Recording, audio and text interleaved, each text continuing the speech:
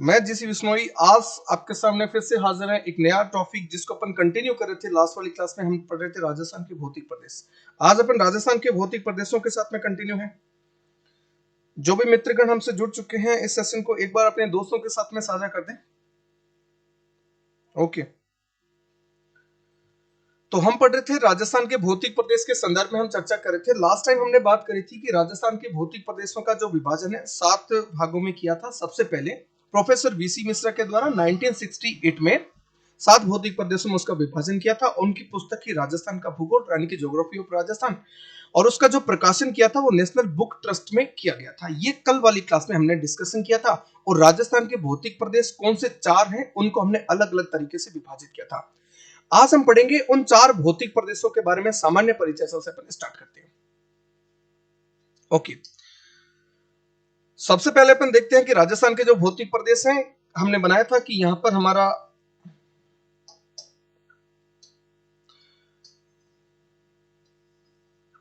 ये अरावली पर्वतमाला है। इसके इधर में जो हमारा भौतिक प्रदेश है इसको कहा जाता है उत्तर पश्चिमी मरुस्थलीय प्रदेश।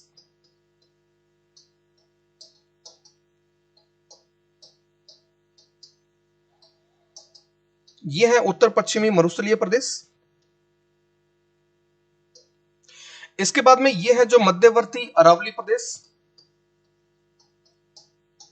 मध्यवर्ती अरावली प्रदेश, ये उन चीजों का अपन डिस्कशन कर रहे हैं। तो ऑलरेडी जो हमने लास्ट क्लास में एक बार उनका लिया था, एक बार मैं इनको हल्का ब्रीफ कर देता हूं, उसके बाद में फिर अपन आगे बढ़ते हैं। ये है पूर्वी मैदानी प्रदेश। ये है पूर्वी मैदानी प्रदेश, और यहां पर यह है दक्षिण पूर्वी पठारी प्रदेश। दक्षिण पूर्वी पठारी प्रदेश। राजस्थान के भौतिक प्रदेशों का हमने 4 तरीके से विभाजन किया था। 4 भागों में इसको विभाजन किया गया है, लेकिन सर्वप्रथम जो विभाजन है प्रोफेसर वीसी मिश्रा के द्वारा किया गया था। 7 भागों में किया था, 1968 में किया था। ये लास्ट वाली क्लास में हमने डिस्कशन किया था। इससे आगे कंटिन्यू अपन कर रहे थे, टेक्निकल प्रॉब्लम की वजह से क्लास कंटिन्यू नहीं हो पाई थी। तो आज वहीं से वापस अपन कंटिन्यू करते हैं, सो दैट आप उस क्लास को वहां से कनेक्ट करने का प्रयास करें।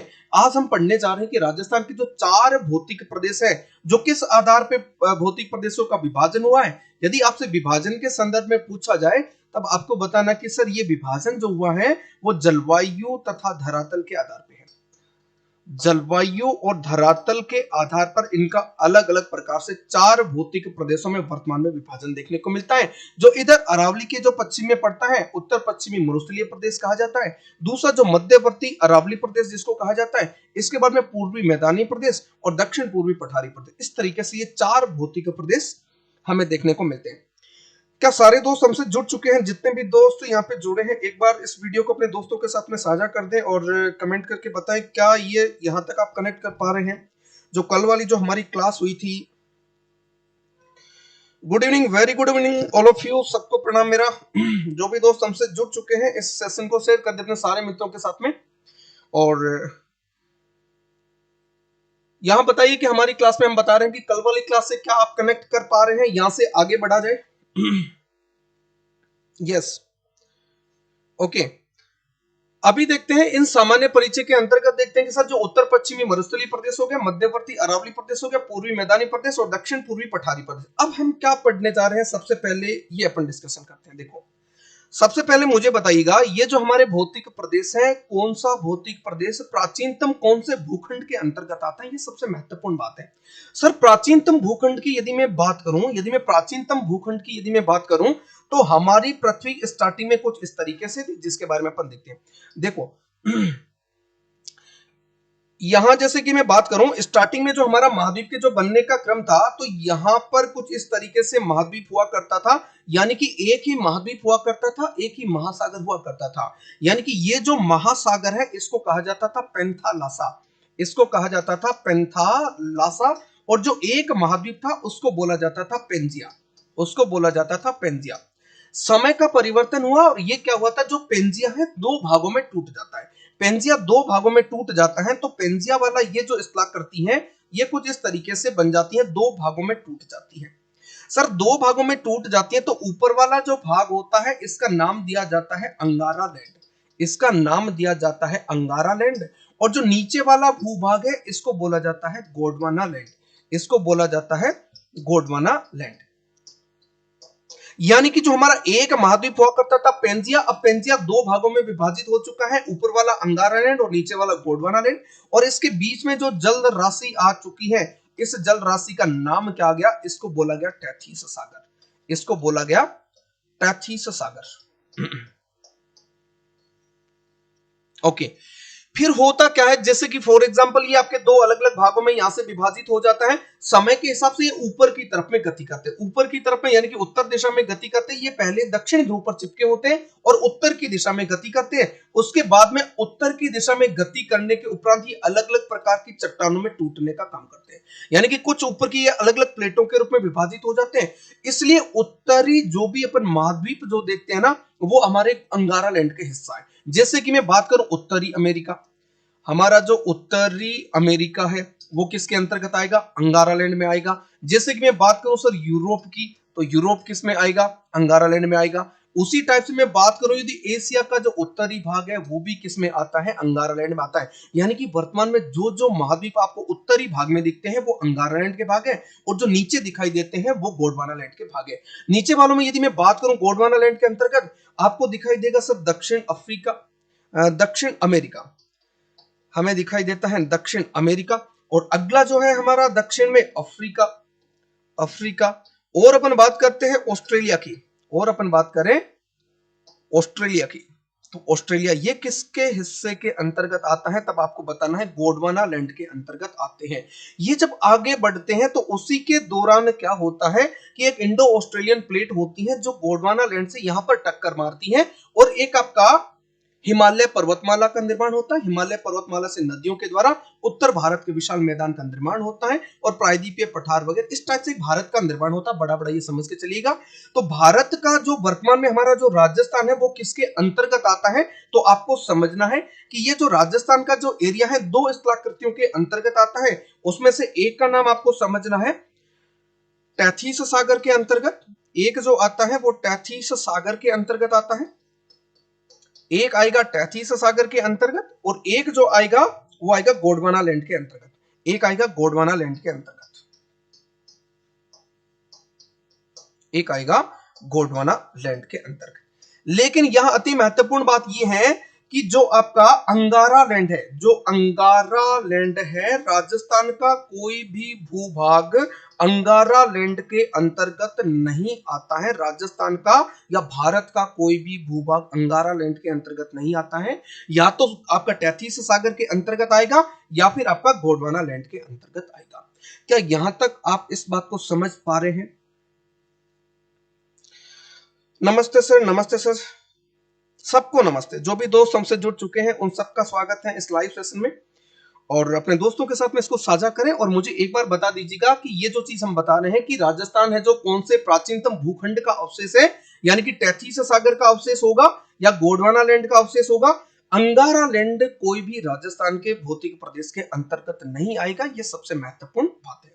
अब अगली क्लास में अभी अपन देखते हैं कि भाई साहब टैथिस सागर के अंतर्गत कौन सा भौतिक प्रदेश का भूभाग आता है, कौन सा गोंडवाना लैंड के अंतर्गत आता है। यस, मैसेज आ रहे हैं आपके। ओके, अभी देखिएगा अपन राजस्थान के अंतर्गत जब अध्ययन करते हैं कौन सा भौतिक प्रदेश कौन से के अंतर्गत आता है।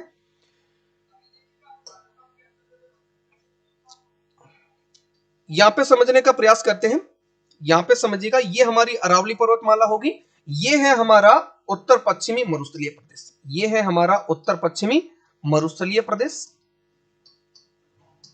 और ये है हमारा मैदानी प्रदेश यानी कि जो पूर्वी मैदानी भूभाग, और ये है हमारा मध्यवर्ती अरावली प्रदेश, ये है मध्यवर्ती अरावली प्रदेश। और इसके बाद में ये वाला जो पड़ता है ये पड़ेगा हमारा दक्षिण पूर्वी पठारी प्रदेश। ये चार इस टाइप से भूभाग आपको देखने को मिलेगा। अब यदि हमारा क्वेश्चन ये आता है कि ये जो चार भूभाग हैं कौन से प्राचीनतम भूखंड के अंतर्गत आते हैं, यानी कि प्राचीनतम जो हमने तीन भूखंडों की बात करी है तो कौन से भूखंड के अंतर्गत आते हैं, ये हमारा यहां से क्वेश्चन है। तो सबसे पहले अपन बात करते हैं कि कौन से प्राचीनतम भूखंड के अंतर्गत आते हैं। तो एक बार आप रिप्लाई करके बता दीजिए यहां तक क्या आप क्लास को कनेक्ट करके पा रहे हैं। हाँ, आपका आ रहा है मैसेज, गोंडवाना लैंड के अंतर्गत अरावली और दक्षिण पूर्वी पठारी प्रदेश आएगा। वेरी गुड, बहुत अच्छा। इसी टाइप से रिस्पॉन्ड करते रहिएगा। अभी हम आपको बताते हैं कि हमारा जो गोंडवाना लैंड के अंतर्गत क्या आता है। एक चीज तो हमने यहां से नोटिस करी है कि सर एक या तो हमारा किसके अंतर्गत आएगा, गोंडवाना लैंड के अंतर्गत आ सकता है, या तो वो गोंडवाना लैंड में आएगा,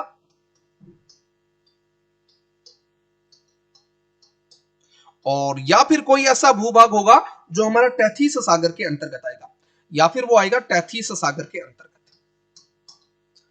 टैथीस सागर के अंतर्गत आएगा। ये बात आपको समझ के चलनी। अब देखो यहां पे आपको समझना है कि जो उत्तर पश्चिमी मरुस्थलीय प्रदेश ये वाला भूभाग हो गया, और इसके अलावा जो हमारा नेक्स्ट हो गया पूर्वी मैदानी प्रदेश, ये आपका टैथीस सागर के अंतर्गत आते हैं। इस बात को समझना है, यानी कि जहां जहां आपको मरुस्थलीय प्रदेश दिखे, जहां जहां मैदानी प्रदेश दिखे, वो कौन से भाग के अंतर्गत आएगा, टैथीस सागर के अंतर्गत आएगा।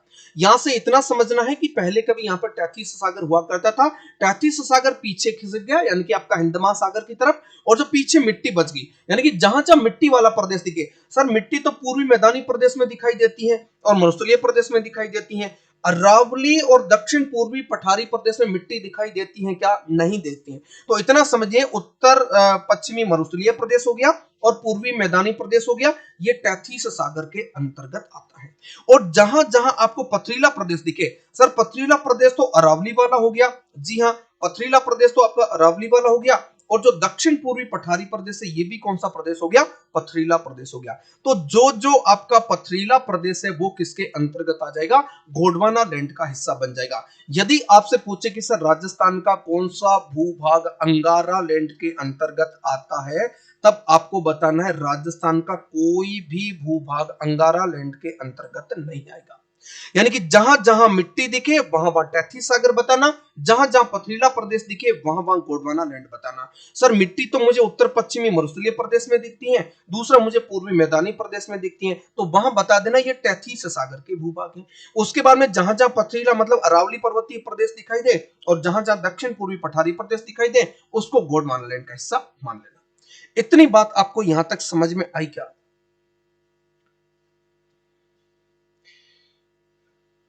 क्लियर है क्या? यहाँ पे एक बार मैसेज करके बता सकते हैं कि आपको इतनी बात क्लियर होगी कि गोंडवाना लैंड के अंतर्गत कौन सा भूभाग आता है, टैथीस सागर के अंतर्गत कौन सा आता है। ओके, अब इसके बाद में अपन आगे देखते हैं कि यदि बात करूं मैं वर्तमान की, ये तो मेरा हो गया प्राचीनतम भूखंड के अंतर्गत। यदि मेरे से पूछा जाए कि भारत के भौतिक प्रदेश के अंतर्गत राजस्थान का ये जो भौतिक प्रदेश है कौन से के अंदर कौन सा भौतिक प्रदेश आता है, यानी कि भारत के अंदर जो आपका राजस्थान है, भारत के कौन से भौतिक प्रदेश के अंतर्गत अपन इसको रख सकते हैं, तब आपको बताना है कि सर जो आपका मिट्टी वाला जो प्रदेश आपको दिखाई दे सर वो टैथीस सागर था, और वो वर्तमान में भारत के, ये आपका वर्तमान में भारत के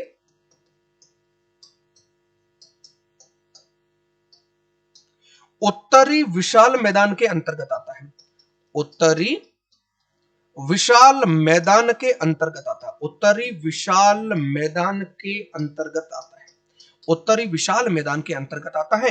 यदि आपसे पूछा जाए कि उत्तर पश्चिमी मरुस्थलीय प्रदेश राजस्थान के कौन से भौतिक प्रदेश, भारत के कौन से भौतिक प्रदेश के अंतर्गत आता है, तब आपको बताना सर भारत के उत्तरी विशाल मैदान के अंतर्गत आता है। वहीं पे आपसे पूछ ले कि पूर्वी मैदानी प्रदेश भारत के कौन से भौतिक प्रदेश के अंतर्गत आता है, तब आपको बता देना है उत्तर के विशाल मैदान के अंतर्गत है। तो एक चीज आपको यहां से कनेक्ट करनी है, जहां जहां मिट्टी दिखे वो टैथीस सागर का भाग है, और जहां जहां मिट्टी दिखे वो टैथीस सागर, और जो टैथीस सागर का भाग था वर्तमान में भारत के विशाल मैदान के अंतर्गत आता है। किसके अंतर्गत आता है, यानी कि उत्तर का विशाल जो मैदान है इसके अंतर्गत आता है।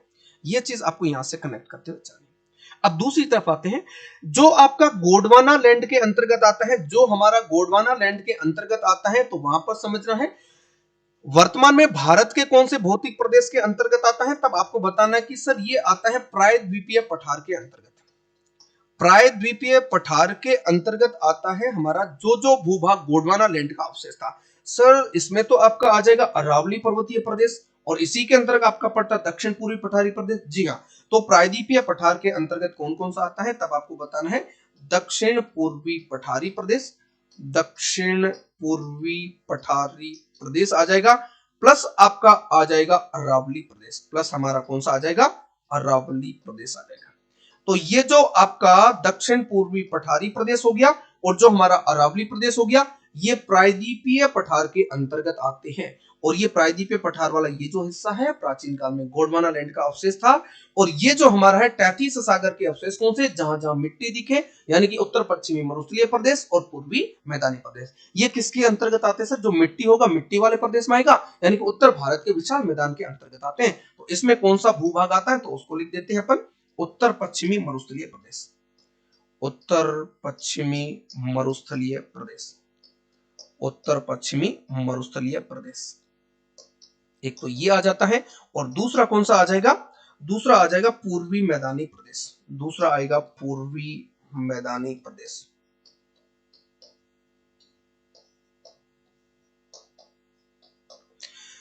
ये अपने आप में बहुत ही महत्वपूर्ण चीज है। क्या आप इस चीज को यहां तक समझ पाए हैं? यदि आपसे पूछा जाए कि राजस्थान के जो भौतिक प्रदेश हैं प्राचीनतम कौन कौन से लैंड के अवशेष हैं, तब आपको बताना है प्राचीनतम भूखंड के अंतर्गत एक तैतीस सागर के अंतर्गत आता है, एक गोंडवाना लैंड के अंतर्गत आता है।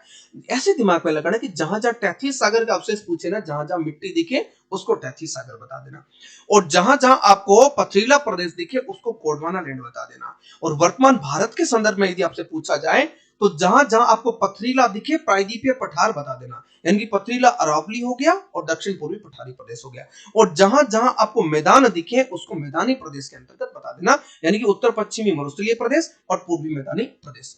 क्या इस बात तक आप समझ पाए हैं क्या? Yes, very good. हाँ, यहां तक आप समझ पाए हैं क्या? आगे बढ़े। ओके, तो यहां पर इसका आप स्क्रीनशॉट ले सकते हैं, इसका एक बार आप स्क्रीनशॉट ले दीजिएगा। उसके बाद में अपन आगे बढ़ते हैं। एक जो पहला हमारा भौतिक प्रदेश है उसको अपन कंप्लीट करते हैं। पहला जो भौतिक प्रदेश है यानी कि उत्तर पश्चिमी मरुस्थलीय प्रदेश अपन पढ़ना स्टार्ट करते हैं। ओके, तो यहां पे अपन आगे बात करते हैं उत्तर पश्चिमी मरुस्थलीय प्रदेश। अभी हमारा जो भौतिक प्रदेशों की जो सीरीज है उसमें अपन पहला देखते हैं उत्तर पश्चिमी मरुस्थलीय प्रदेश, उत्तर पश्चिमी मरुस्थलीय प्रदेश, उत्तर पश्चिमी मरुस्थलीय प्रदेश। उत्तर पश्चिमी मरुस्थलीय प्रदेश की जब अपन बात करते हैं तो जैसे कि मैं राजस्थान के अपने भूभाग की बात करता हूं तो इसके अंतर्गत ये जो हमारा प्रदेश पड़ता है, यहां से हमारी अरावली पर्वतमाला पड़ जाती है। अब देखिए ये जो भौतिक प्रदेश है इसका नाम क्या है, उत्तर पश्चिमी मरुस्थलीय प्रदेश। ये जो उत्तर पश्चिमी मरुस्थलीय प्रदेश है यहां से गुजरती है हमारी अरावली पर्वतमाला। तो यदि मैं बात करूं कि सर उत्तर पश्चिमी मरुस्थलीय प्रदेश कहां पर अवस्थित है, तो मैं इसको बताता हूं कि ये आपकी इसके पूर्व दिशा में पड़ती है अरावली पर्वतमाला, अरावली पर्वतमाला। और इसके पश्चिमी सीमा की यदि मैं बात करूं तो यहां पाकिस्तान पड़ता है और पाकिस्तान के साथ में पड़ता है रेड क्लिफ रेखा।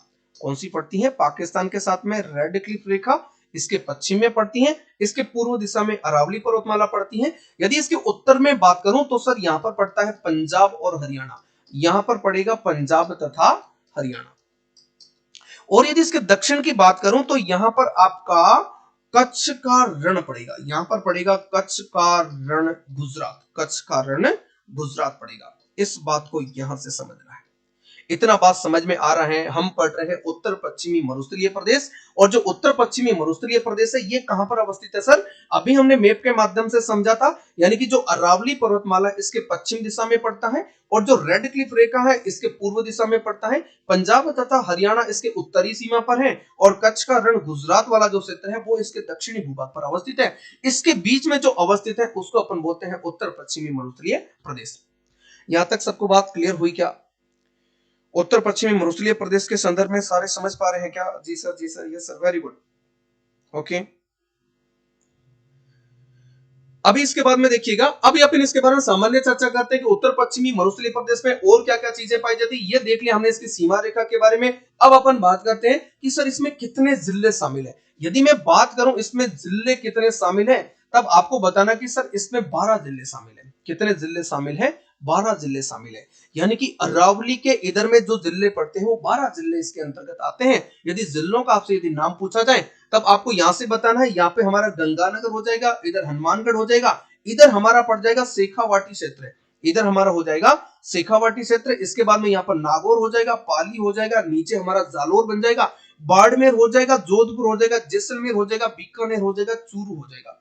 इसी टाइप से हमारे 12 जिले इसके अंतर्गत आते हैं। तो बड़ा बड़ा आपको पता रखना है कि कितने जिले हमारे उत्तर पश्चिमी मरुस्थलीय प्रदेश में शामिल है, तो हमें बताना कि सर इसमें 12 जिले शामिल होते हैं। अगली अपन बात करते हैं कि प्राचीनतम भूखंड हमें पता है कि सर ये टैथिस सागर का अवशेष था, और वर्तमान में भारत के संदर्भ में पूछ ले तब बता देना है कि उत्तर के विशाल मैदान के अंतर्गत आता है। अभी अपन बात करते हैं कि सर इसमें वर्षा कितनी होती है। यदि मैं बात करूं यहाँ वर्षा की, तो यहाँ एक चीज आपको महत्वपूर्ण ध्यान रखना है, ये जो अरावली पर्वतमाला इसके पूर्वी किनारे से होकर गुजरती है, यहां से गुजरती है 50 सेंटीमीटर सम वर्षा रेखा। 50 सेंटीमीटर सम वर्षा रेखा। आपसे परीक्षा में सीधा सीधा क्वेश्चन पूछा जाएगा कि 50 सेंटीमीटर सम वर्षा रेखा कहां से होकर गुजरती है, तब आपको बताना कि सर ये अरावली पर्वतमाला से होकर गुजरती है। और 50 सेंटीमीटर सम वर्षा रेखा की जो पश्चिम की दिशा में जो पाया जाता है वो हमारा उत्तर पश्चिमी मरुस्थलीय प्रदेश है, और जो पूर्व दिशा में जो पाया जाता है उसको पूर्वी मैदानी प्रदेश कहा जाता है। तो यहाँ की विशेषता क्या है कि सर यहाँ जो वर्षा होती है ना, ये 50 से कम होती है। यहाँ पर 50 सेंटीमीटर से वर्षा कम होती है, और यहाँ पर आपकी 50 सेंटीमीटर से अधिक होती है। यहाँ जो वर्षा होती है वो 50 सेंटीमीटर से अधिक होती है। इस बात को समझ रहा है। तो वर्षा का बात जब भी आए ना, तो बता देना कि सर अरावली पर्वतमाला से 50 सेंटीमीटर समवर्षा रेखा गुजरती है। इसकी पश्चिम दिशा में उत्तर पश्चिमी मरुस्थलीय प्रदेश पड़ता है, जहां 50 सेंटीमीटर से कम बारिश होती है। तो यहां पर मैं वर्षा के संदर्भ में लिखूंगा 20 से 50 सेंटीमीटर। तो यहाँ 20 से 50 सेंटीमीटर एवरेज यहाँ पर बारिश होती है। ओके, अब जब यहाँ पे बारिश होती है तो इसके बाद में अपन जलवायु की भी बात करते हैं कि यहाँ की जलवायु कैसी है। यहाँ की जलवायु कैसी है, यदि बात कर लें जलवायु की, तो यहाँ पर पाई जाती है शुष्क जलवायु। यहाँ पर कैसी जलवायु पाई जाती है, यहाँ पर पाई जाती है शुष्क जलवायु। और बात करें कि सर यहाँ पर मिट्टी कैसी पाई जाती है, सामान्य परिचय ले रहे हैं कि इसके अंतर्गत मुख्य तरीके से होता क्या है। तो यहाँ पर आपको बताने कि सर मिट्टी के संदर्भ में यदि आप बात करना चाहते हो, तो यहाँ पर पाई जाती है बलुई रेतीली मिट्टी। यहाँ पर पाई जाती है बलुई रेतीली मिट्टी पाई जाती है, बलुई रेतीली मिट्टी यहाँ पर पाई जाती है। तो ये मुख्य मुख्य बातें हैं जो आपको इसके संदर्भ में ध्यान रखना है। और यदि आपको इसके संदर्भ में विशेषता पूछी जाए कि भाई साहब कौन सी खास बात है, तो मुख्य विशेषता यदि आपसे पूछी जाए कि उत्तर पश्चिमी मरुस्थलीय प्रदेश की मुख्य विशेषता के बारे में बताइएगा, तब आपको यहां से बताना है कि सर यहां पर पाए जाते हैं बालू का स्तूप। यहां पर क्या पाए जाते हैं, बालू का स्तूप पाए जाते हैं, जो इस भौतिक प्रदेश की क्या है, मुख्य विशेषता है। और ये जो बालू का स्तूप पाए जाते हैं, इन बालू का स्तूपों के बीच में कहीं कहीं पाया जाता है आपका पथरीला प्रदेश, और वहां पे पाई जाती है आपकी अवसादी चट्टानों का विस्तार, और उन अवसादी चट्टानों में पाया जाता है अधात्विक खनिज। तो अधात्विक खनिजों की दृष्टि से संपन्न प्रदेश पूछा जाए, तब यह उत्तर पश्चिमी मरुस्थलीय प्रदेश बताना है। तो यहाँ पे इंपॉर्टेंट करना कि सर अधात्विक खनिजों का भंडार।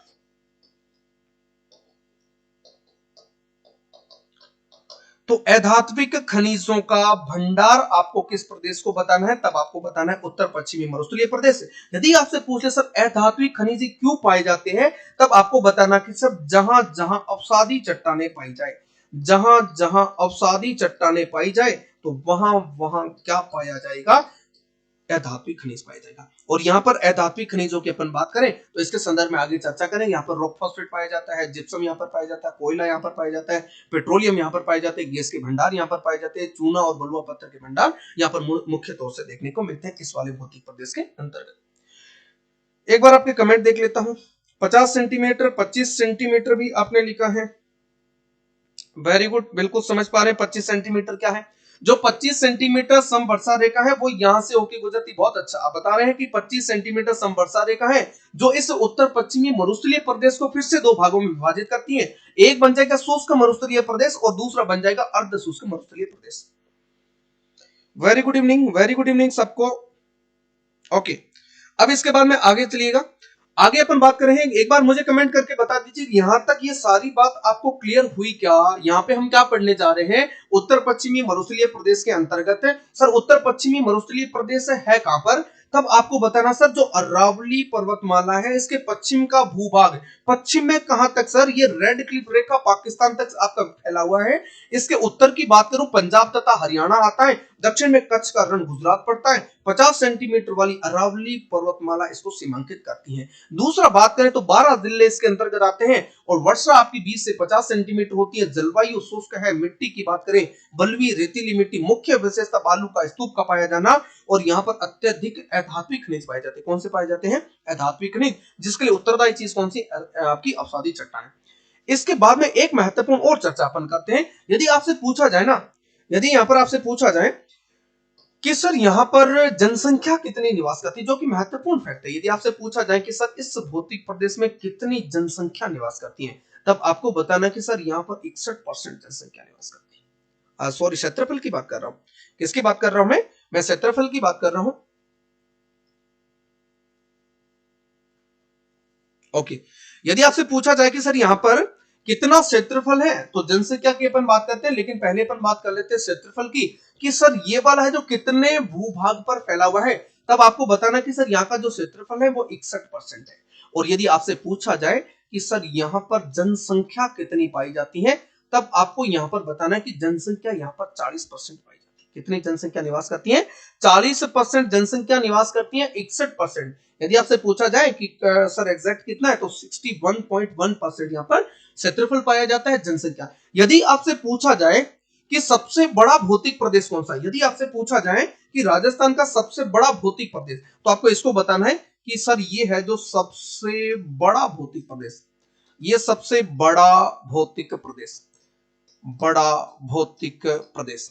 और यदि आपसे पूछा जाए कि कौन से भौतिक प्रदेश में सर्वाधिक जनसंख्या निवास करती है, तब आपको यहां पर बताना है कि सर यहां पर सर्वाधिक जनसंख्या वाला भौतिक प्रदेश है, ये है आपका सर्वाधिक जनसंख्या वाला भौतिक प्रदेश। यहाँ पे सर्वाधिक जनसंख्या निवास करती है। लेकिन यदि आपसे पूछा जाए कि सर्वाधिक जनसंख्या घनत्व वाला भौतिक प्रदेश कौन सा है, सर्वाधिक जनसंख्या घनत्व वाला भौतिक प्रदेश कौन सा है, तो आपका आंसर क्या रहेगा? यहां पे मैं आपका कमेंट बॉक्स में आंसर चाहूंगा कि सर्वाधिक जनसंख्या घनत्व वाला भौतिक प्रदेश सर कौन सा है, तो आप यहां पर आंसर कमेंट बॉक्स में कीजिएगा मुझे।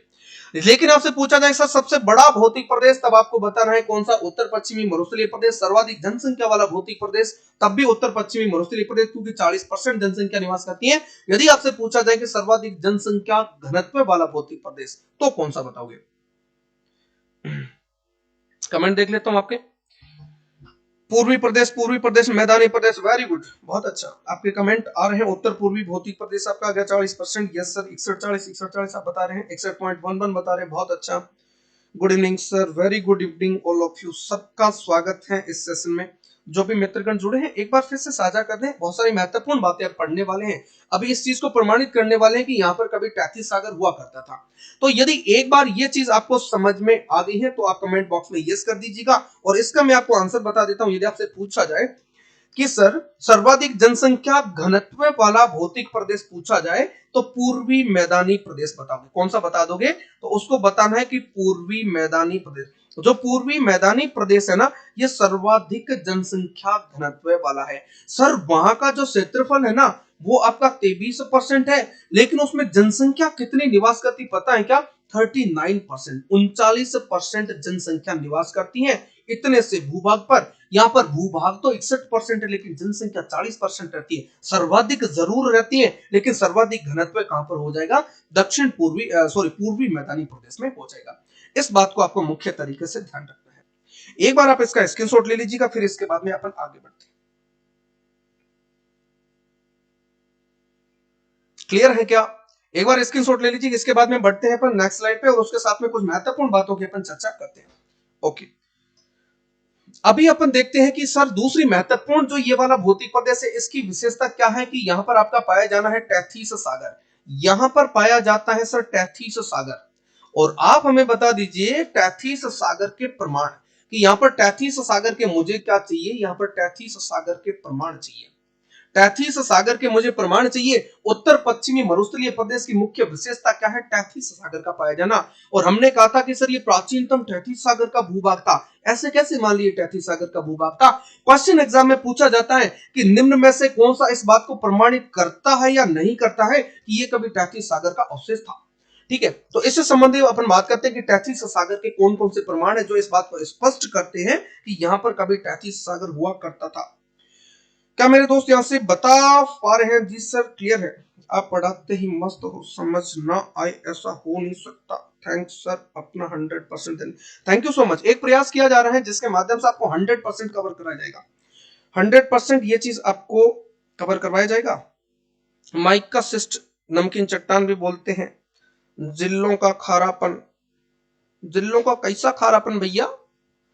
ओके, अब इसके बाद में अपन चर्चा करते हैं, वन बाय वन पॉइंट की चर्चा करते हैं कि कौन कौन सा यहां पर है। टैथिस सागर के प्रमाण के संदर्भ में जब भी मैं बात करूंगा तो सबसे पहला पॉइंट यहां पर मैं बताऊंगा कि सर यहां पर कौन सा ऐसी बात है जो ये स्पष्ट कर देता है कि यहां पर टैथिस सागर पाया जाता था। सामान्य सी बात से चर्चा अपन स्टार्ट करते हैं कि यहां पर पहला बिंदु है कि खारे पानी की झीलें यहां पर पाई जाती हैं। खारे पानी की झीलें, यहां पर जो खारे पानी की झीलें पाई जाती हैं, सर एग्जांपल दे दूं मैं आपको, तो यहां पर आपकी पाई जाती है जैसे कि सांबर झील का नाम आपने सुना होगा, डीडवाना झील का आपने नाम सुना होगा, डेगाना झील का नाम आपने सुना होगा, पचपदरा झील का नाम आपने सुना होगा, काबोद झील का नाम आपने सुना होगा, है ना। कुछ ये आपकी ताल छापर झील है, इसका नाम आपने चूरू में सुना होगा।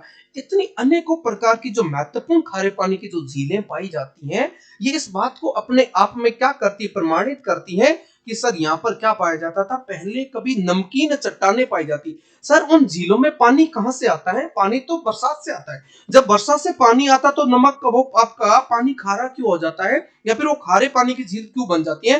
क्योंकि वहां पर जो चट्टान पाई जाती है वो खारी चट्टान है। कैसी चट्टान है? क्योंकि इसके तली में क्या पाया जाता है, खारे पानी की झीलों के होने की वजह क्या है, यानी कि यहां पर आपकी नमकीन चट्टानों का पाया जाना। यहां पर क्या पाई जाती है? नमकीन चट्टानें पाई जाती है। यहां पर पाई जाती है नमकीन चट्टानों की प्रधानता, नमकीन चट्टानों की प्रधानता पाई जाती है। और यदि आपसे पूछा जाए कि सर इन नमकीन चट्टानों का क्या नाम बोला जाता है, तब आपको बताना है माइकासिस्ट नमकीन चट्टानें। अरे कौन सी चट्टानें बोलते हैं? माइकासिस्ट नमकीन चट्टानें इनको बोलते हैं। ऑफलाइन वाले बताएंगे क्या बोला जाता है माइकासिस्ट नमकीन चट्टानों को?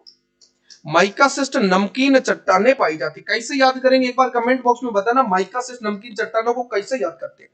तो ये नमकीन चट्टानों की प्रधानता पाई जाती है, उन नमकीन चट्टानों को बोला जाता है माइकासिस्ट नमकीन चट्टानें, और उनकी वजह से जब पानी उनके संपर्क में आता है तो पानी खारा हो जाता है, खारे पानी की झीलें पाई जाती हैं। अच्छा सर वो चट्टानें कहां की हैं? तो ये माइकासिस्ट चट्टानें जो खारी है ना, यही तो इस बात को स्पष्ट करती है कि बेटा यहाँ पर कभी क्या हुआ करता था, टैथिस सागर हुआ करता था, जिसकी वजह से यहाँ पर क्या होगी, खारी चट्टानों की बनना। ओके, जल का खारापन मछलियों के साक्ष्य बताते हैं। सर जवान याद करवा देते हो हर topic, thank you so much. बहन मायके जाती हैं तो नमकीन खाती हैं अरे सिस्टर मायके जाती है तो नमकीन खाती है। माइका सिस्ट नमकीन चट्टानों का मतलब है कि सिस्टर मायके जाती है तो नमकीन खाती है। सिस्टर मायके जाती है तो नमकीन खाती है। सिस्टर मायके जाती है तो नमकीन खाती है। हाँ हाँ भैया, नमकीन खाती है।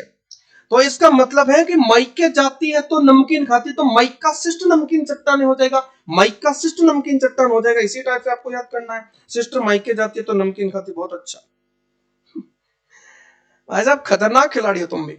तो इसका मतलब कहने का मतलब खारे पानी की झीलों के लिए उत्तरदायी चट्टान आपसे पूछी जाए तो नमकीन चट्टान, नमकीन चट्टान का टेक्निकल नाम पूछा जाए तो माइका सिस्ट नमकीन चट्टान आपको यहां से बताना है। ये एक वो प्रमाण है जो इस बात को स्पष्ट करता है कि सर जो खारे पानी की झीलें है ना, ये आपका एक उत्तरदायी तत्व है जो हमारे टैथिस सागर के होने का प्रमाण स्पष्ट करता है। दूसरी अपन बात करते हैं कि आपका लूनी नदी का पानी बालोतरा के बाद खारा हो जाना।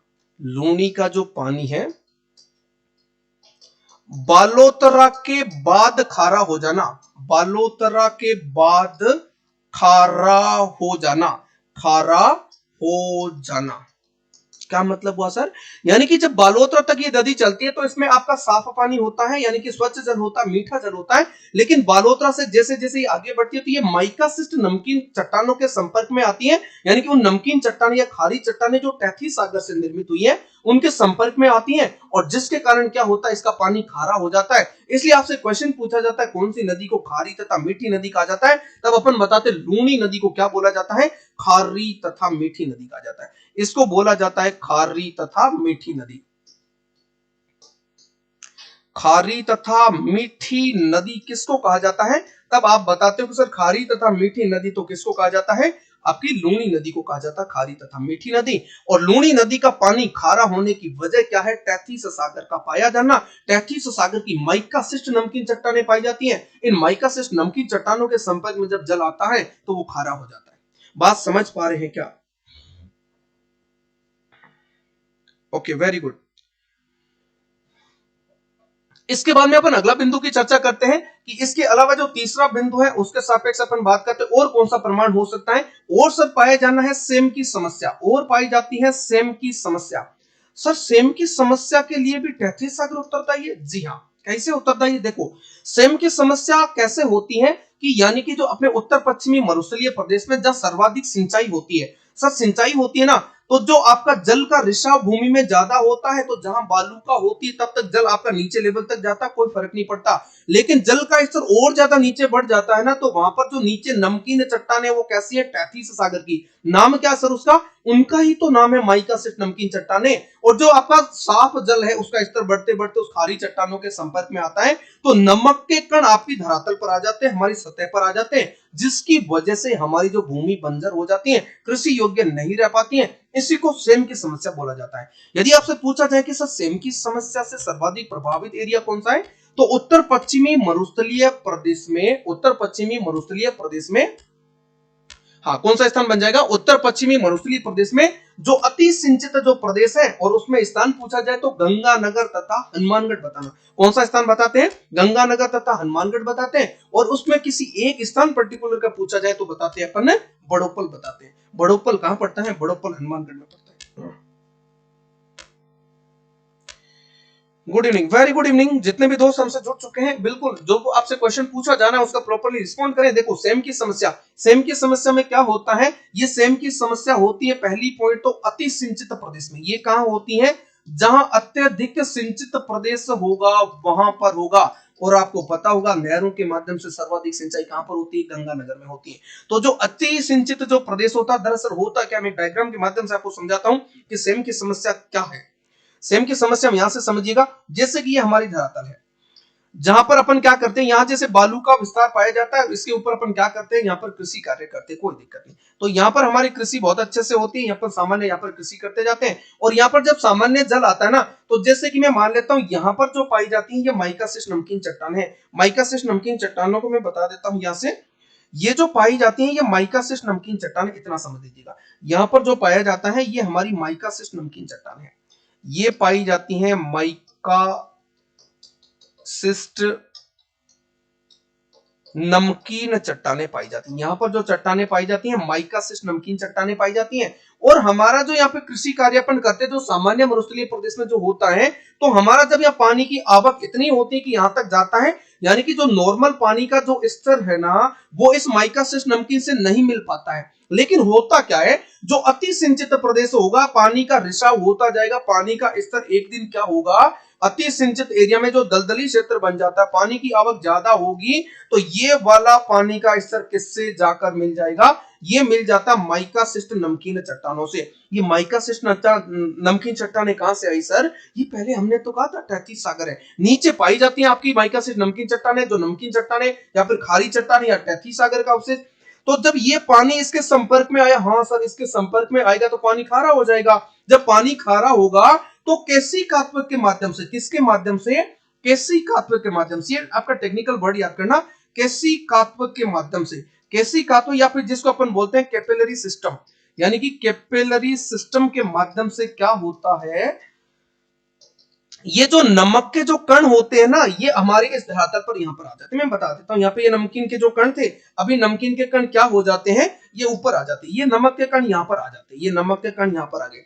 और जब जल का सामान्यतः जो वाष्पीकरण होता है, तो आपका पानी तो यहां से उड़ गया, नमक का कण क्या होता है, एक सफेद चट्टान के रूप में हमारी धरातल पर आ जाता है। तो ये समस्या कहां पर होती है, तो आपको बताना कि सर अति सिंचित प्रदेश में होती है। अच्छा, अति सिंचित प्रदेश में क्यों होती है? क्योंकि नीचे पाई जाती है माइकासिस्ट नमकीन चट्टानें, और जो सामान्य जल स्तर यहां तक जब पहुंच जाए, यानी कि अति सिंचित होगा तभी तो जल स्तर नीचे तक जाएगा, और जब नीचे जाएगा तो केशिकात्मक के माध्यम से आपका नमक के कण हमारी धरातल पर आ जाते हैं। जब धरातल पर आ गया, जब धरातल पर नमकीन के कण आ जाएंगे तो मिट्टी को क्या कर देगा, बंजर कर देगा, और वो भूमि कृषि योग्य नहीं रहेगी। इसी को बोला जाता है सेम की समस्या। और आपसे पूछा जाए कि सर सेम की समस्या से सर्वाधिक प्रभावित स्थान कौन सा है, यदि आपसे पूछ ले कि सर सर्वाधिक प्रभावित स्थान कौन सा है, तब आपको कौन सा बताना है कि सर सर्वाधिक जो हमारा प्रभावित स्थान है वो गंगानगर और हनुमानगढ़। कौन सा बताओगे?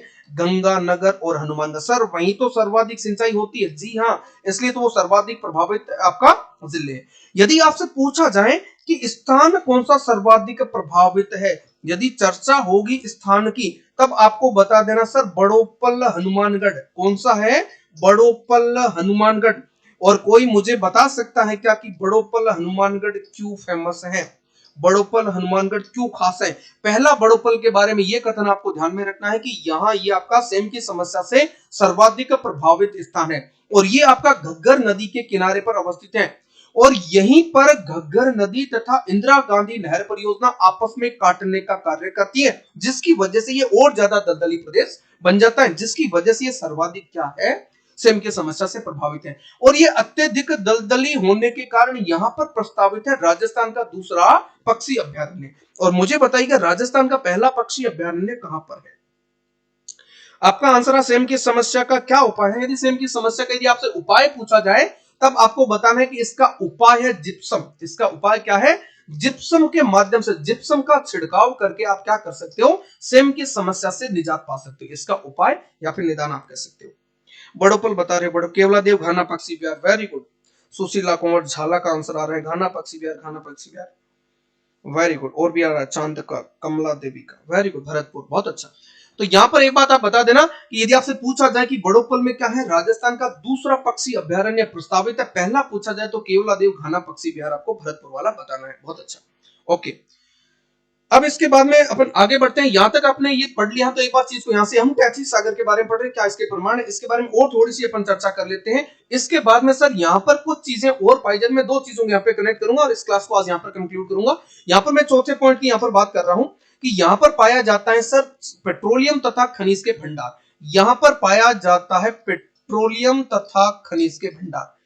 पेट्रोलियम व प्राकृतिक गैस यहां पर क्या पाई जाती है? पेट्रोलियम और प्राकृतिक गैस के भंडार यहां पर पाए जाते हैं। सर ये टैथिस सागर को कैसे स्पष्ट करता है? अरे जी, प्राकृतिक गैस और पेट्रोलियम वहीं पर पाए जाते हैं जहां पर समुद्री जीवाश्म दब जाते हैं। तो यहां पर क्या हुआ था? टर्शियरी काल की चट्टानें। और टर्शियरी काल वो काल था जिस समय टैथिस सागर जब पीछे हटता है उस समय समुद्री जीवाश्म यहां पर दब जाते हैं और समुद्री जीवाश्म के दबने के लिए उसके लाखों करोड़ों साल बाद में अभी वर्तमान में यहां पर पेट्रोलियम तथा गैस के भंडार मिलते हैं। पेट्रोलियम तथा गैस के भंडार मिलते हैं। तो यहां पर पेट्रोलियम तथा गैस के भंडार पाया जाना मतलब किसी जीवाश्मों के दबने का है। और यहां पर जो जीवाश्म दबे थे ना वो समुद्री जीवाश्म थे, यानी कि समुद्र था तभी तो समुद्री जीवाश्म आए। इसका मतलब क्या है कि यहां पर कभी टैथिस सागर हुआ करता था। और आपसे क्वेश्चन पूछा जाएगा कि उत्तर पश्चिमी मरुस्थलीय प्रदेश में पेट्रोलियम तथा जो प्राकृतिक गैस के जो भंडार पाए जाते हैं वो कौन से काल की चट्टानें हैं? तब आपको वहां पर बताना टर्शियरी काल की चट्टानें। कौन सी बता दोगे? टर्शियरी काल की चट्टानें। तो ये जो टर्शियरी काल की जो चट्टानें हैं इनमें पाया जाता है आपका पेट्रोल। टर्शियरी काल की चट्टानों में पेट्रोलियम के भंडार किस बात को स्पष्ट करते हैं? यहाँ टैथिस सागर के होने को स्पष्ट करते हैं। अगली बात यहां से समझिएगा, अगला लास्ट वन पॉइंट अपन यहां पर लेते हैं। अगला जो अपना जो क्वेश्चन कहता है कि यहाँ पर क्या पाया जाता है जो और आपका टैथिस सागर को स्पष्ट करता है। तो आकल जीवाश्म उद्यान कौन सा पाया जाता है? जैसलमेर की बात करूं, यहाँ जो आपका जैसलमेर के जो आसपास वाला जो क्षेत्र है वहां पर आपके पाए जाते हैं समुद्री जीवाश्म, यानी कि आपका पाया जाता है जुरेसिक काल की चट्टानें। कौन से काल की चट्टानें यहाँ पर पाई जाती हैं? जुरेसिक काल की चट्टानें। जुरेसिक काल की चट्टानें यहां पर पाई जाती हैं जी, जुरेसिक काल की चट्टानें। इन जुरेसिक काल की चट्टानों में क्या पाया जाता? सर जीवाश्म पाए जाते। इनमें क्या पाया जाता? इनमें पाया जाता है जीवाश्म। ये कैसे जीवाश्म है सर? ये जीवाश्म आपके हैं समुद्री, ये समुद्री जीवाश्म पाए गए हैं। Very good. ये आपके जो जीवाश्म पाए गए हैं ना ये कैसे हैं? ये समुद्री जीवाश्म है, आपके समुद्री जीवाश्म। Very good. तो ये समुद्री जीवाश्म, इसका मतलब क्या हुआ सर? इसका मतलब यही हुआ पहले कभी समुद्र था। Very good. ये जो जीवाश्म कौन से काल की चट्टानों में पाए जाते हैं? सर ये जुरेसिक काल की चट्टानों में पाए जाते हैं। कहां पर पाए गए हैं? ये जैसलमेर में पाए गए। यदि इसमें आपको एग्जाम्पल पूछे तो ये परीक्षा की दृष्टि से अति महत्वपूर्ण, और इसको स्टार डाल के करना। सर इसी जीवाश्म के भंडारों के अंतर्गत आता है आक्कल जीवाश्म उद्यान, इसी के अंतर्गत आपका आता है आक्कल जीवाश्म उद्यान। अरे आक्कल जीवाश्म उद्यान का नाम सुना क्या? आक्कल जीवाश्म उद्यान, इसी को बोला जाता है आक्कल वुड फॉसिल पार्क। इसी को क्या बोला जाता है? आक्कल वुड फॉसिल पार्क बोला जाता है। इसी को बोला जाता है आक्कल वुड फॉसिल पार्क बोला जाता है, और इसी को बोला जाता है आक्कल कास्ट उद्यान। इसी को क्या बोला जाता है? आक्कल कास्ट उद्यान बोला जाता है। और दोस्तों यहां से जो भी जीवाश्म मिले हैं ना, वो जीवाश्म कैसे हैं? वो समुद्री जीवाश्म है। वो कैसे जीवाश्म है? समुद्री जीवाश्म है। तो इतना बड़ा जीवाश्म का भंडार मिलना, वो भी समुद्री जीवों का, अपने आप में इस बात को स्पष्ट करता है कि पहले वहां पर क्या हुआ करता था? टैथिस सागर हुआ करता था। टैथिस सागर हुआ करता था। अब यहां से इन चट्टानों को थोड़ा याद करना, यदि नमकीन कौन सी चट्टानें होती तो माइका से नमकीन चट्टानें बताना है। दूसरा आपसे पूछा जाए, क्वेश्चन पूछा जाएगा कि पेट्रोलियम कौन से काल की चट्टानों में पाया जाता है, तो पेट्रोलियम, अरे पेट्रो में क्या आ रहा है? ट्रे आ रहा है, ट्रे को ट्रे से कनेक्ट करना है। सर ट्रेशरी काल में पेट्रोलियम पाया जाता है। पेट्रोलियम ट्रेशरी काल की चट्टान, पेट्रोलियम ट्रेशरी काल की। अच्छा सर, फिर मुझे पूछ ले कि जुरेसिक काल की चट्टानें, भाई साहब जैसे जीवाश्म, जैसे जुरेसिक, जैसे जैसलमेर, तो सारा जैसे आपको कनेक्ट करना है। यानी कि जुरेसिक काल की चट्टानों में जीवाश्म, जीवाश्म समुद्री जीवाश्म कौन से काल की चट्टानों में? तो आपको पाया जाता है जुरेसिक काल की चट्टानों में। जीवाश्म जुरेसिक काल की, और जैसे जीवाश्म, जैसे जुरेसिक, जैसे जैसलमेर। अच्छा सर पेट्रोलियम में ट्रे आता है तो मैं कौन सी चट्टान बता दूं? तो तुम बता देना ट्रेशरी काल की चट्टान। कौन सी बताओगे? ट्रेशरी काल की चट्टानों में पेट्रोलियम पाया जाता, और आपकी जुरेसिक काल की चट्टान में जीवाश्म पाया जाता जैसलमेर में, और जैसलमेर का आक्कल जीवाश्म उद्यान अपने आप में महत्वपूर्ण है। और ये आपका, इस बात को अभी तक की जो भी स्लाइडें हमने पढ़ी हैं, ये इस बात को स्पष्ट करती हैं कि यहाँ पर पहले कभी टैथिस सागर हुआ करता था। ये हमने जो 5 मुख्य बिंदु देखे हैं ना, यहाँ से एक क्वेश्चन आपके परीक्षा में पूछे जाने की प्रबल संभावना है। पूछ लिया जाएगा जुरेसिक काल की चट्टानों में कौन सा खनिज पाया जाता, तो आपको बताना जीवाश्म उद्यान जो पाया जाता है वो जुरेसिक काल की चट्टानों में। टर्शियरी काल की चट्टानों में पेट्रोलियम तथा गैसेस के भंडार पाए जाते हैं, और यहाँ की जो अवसादी चट्टानें जो पाई जाती हैं, जो परत दर परत जो आपकी अवसादी चट्टानें पाई जाती हैं, उन अवसादी चट्टानों में क्या पाया जाता है? तब आपको बताना है कि सर अवसादी चट्टानों में पाया जाता है कोयला। अवसादी चट्टानों में क्या पाया जाता है? अवसादी चट्टानों में कोयला। अवसादी चट्टानों में आपका जिप्सम का भी वहां भंडार पाया जाता है, और वहां पर आपका पाया जाता है रॉक फॉस्फेट पाया जाता है। क्या पाया जाता है? रॉक फॉस्फेट का भंडार अवसादी चट्टानों में पाया जाता है। इसके अलावा यदि आपसे पूछे तो बता देना कि सर चूना पत्थर भी पाया जाता है। क्या पाया जाता है? चूना पत्थर पाया जाता है, और वहां पर आपका पाया जाता है बलुआ पत्थर। और क्या पाया जाता है? बलुआ पत्थर के जो निक्षेपण पाए जाते हैं, ये इस बात को स्पष्ट करते हैं कि वहां पर अवसादी चट्टानें जो परत दर परत जो जमा हुआ समय के साथ में, तो वहां पर अधात्विक खनिज पाए जाते हैं। और अधात्विक खनिज मुख्य कौन से भौतिक प्रदेश की विशेषता है? तो बता देना उत्तर पश्चिमी मरुस्थलीय प्रदेश की विशेषता है। एक बार आपको कमेंट देख लेता हूं, क्या ये सारी बातें आपको अच्छे से समझ में आई क्या? आक्कलवुड फॉसिल पार्क, आक्कलवुड फॉसिल पार्क, कोयला बता रहे, बलुआ पत्थर बता रहे। Good evening sir, very good evening. बहुत अच्छा, बहुत अच्छा। जो आपके रिस्पॉन्ड आ रहे हैं ना, बहुत ही अच्छा। ये दोस्तों यही चीजें क्या होती है, हमें मोटिवेट करती हैं कि हम ज्यादा से ज्यादा बहुत ही अच्छी चीजें आपको बता सके। Very good. ओके, तो अभी हमने देख लिया है कि ये जो चीजें हैं, आपको सारी चीज आपकी कंप्लीट होगी क्या? एक बार इतना यस करके बता दीजिए। यदि कंप्लीट नहीं हुई तो एक बार फिर से बताते हैं, नहीं तो आपको यहीं पे इस टॉपिक को क्या करते हैं, कंक्लूड करते हैं। Okay, yes sir, very good. तो अभी तक हमने पढ़ा है आज के भौतिक प्रदेश के अंदर उत्तर पश्चिमी मरुस्थलीय प्रदेश को हमने पढ़ा था। उत्तर पश्चिमी मरुस्थलीय प्रदेश के बारे में हमने क्या देखा था, एक बार यहां से एक बार मैं वापस से आपको हल्का सा रिकैप में आपको कर दे देता हूं कि हमने क्या क्या चीजें आज के इस टॉपिक के अंतर्गत हमने पढ़ ली है। ओके, तो यहां पर देखिएगा, सबसे पहले हमने बात करी थी उत्तर पश्चिमी मरुस्थलीय प्रदेश के संदर्भ में कि सर कहां पर अवस्थित है। ये आपका रेड क्लिफ रेखा 50 सेंटीमीटर जो समवर्षा रेखा है, इसके पश्चिम में अवस्थित है। और ये वाला जो रेड क्लिफ रेखा के पूर्व में अवस्थित है, उत्तर में पंजाब तथा हरियाणा, दक्षिण में कौन सा पड़ जाता है, कच्छ का रण गुजरात पड़ जाता है। अच्छे से समझ में आ गया, वेरी गुड, बहुत अच्छा।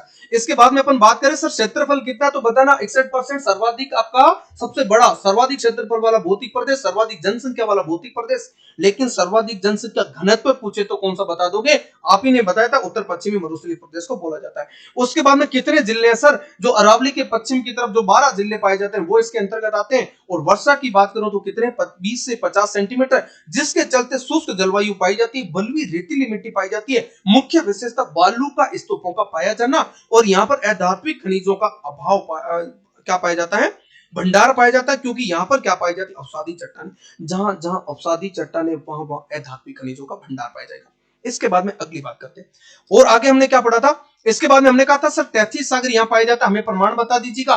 तो मैंने यहाँ पर आपको बताया सर, यहाँ पर पाई जाती थी खारे पानी की झीलें। यहाँ पे खारे पानी की झीलों के लिए जो उत्तरदायी तत्व है माइकासिस नमकीन चट्टाने, वो हमारी नीचे जो समुद्री चट्टाने है उनको माइकासिस नमकीन चट्टाने कहा जाता है, और गड्ढानुमा रूप ले लेती है। बरसात का पानी आता है, उन नमकीन चट्टानों के संपर्क में जब जल आता है तो खारा बन जाता है और खारे पानी की झीलों का निर्माण होता है।